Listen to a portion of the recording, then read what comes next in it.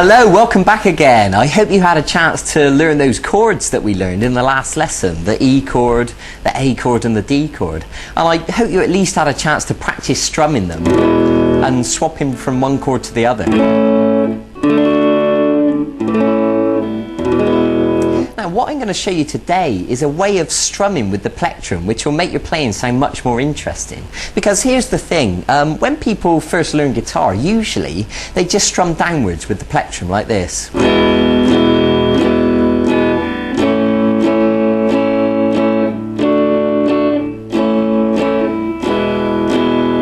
And that's okay, but after a while you'll find that that starts to sound quite boring. So what I want to do is give you a more interesting strumming pattern that will make it sound a lot more alive. And also I'm going to show you a new chord today. It's the G chord. So this strumming pattern is a downstroke, an upstroke, a chop, I'll explain that in a minute, and an upstroke. So when we put that together it sounds like this.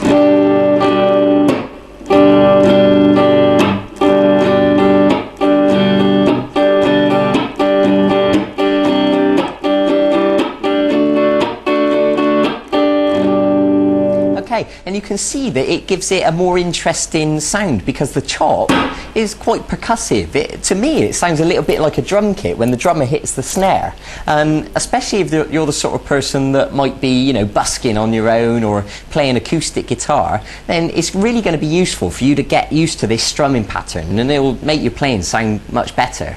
Okay, so let's begin. Now the first thing I want to show you is this new chord, the G chord. I think you'll find it straightforward. It's the middle finger on the 6th string at fret 3, the first finger on the 5th string at fret 2, and then these two fingers, the 3rd finger goes on the 2nd string at fret 3, and the little finger goes right next to it on the 1st string at fret 3.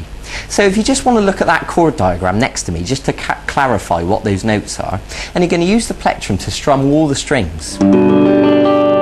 Now you should know by now, if you remember me telling you in the last lesson, that you should be arching these fingers up and there should be plenty of space underneath, and you should be holding down with lots of pressure, and the back of the finger shouldn't be accidentally touching the string behind it, so that when you strum all the notes it should sound like this.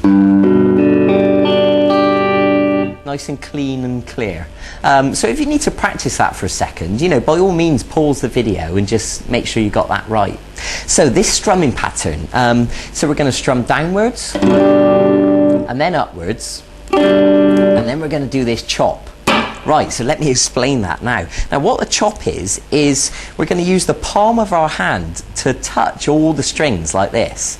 And what happens is our hand comes, the palm touches all the strings, and then the plectrum follows through, but because we're touching the strings all the notes are muted like that.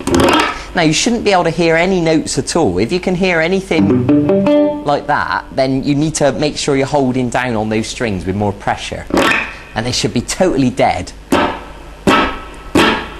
So that'll take a little bit of practice, and eventually you can bring your hand down and chop all in one motion like that.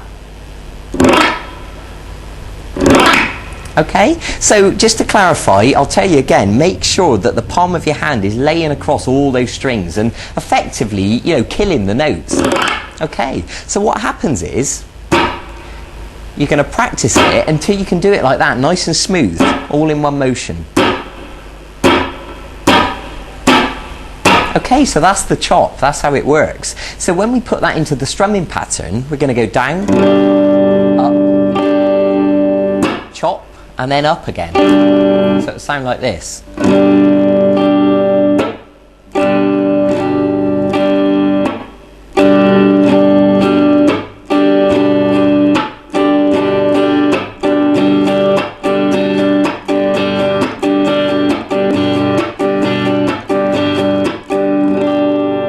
Okay, now it's easier said than done. I expect that'll take you quite a bit of time to practice that. I mean, I know it takes my students quite a while before they really get the hang of it. So that's brilliant. So go easy on yourself. Don't give yourself any pressure to be able to play that straight away. Be patient with yourself. Stop the video. In fact, watch the video several times if you need to. That's fine. Okay, so, and also once you've practiced that, you can apply it to the other chords that you know. You can do it on the E chord. and the A, and the D.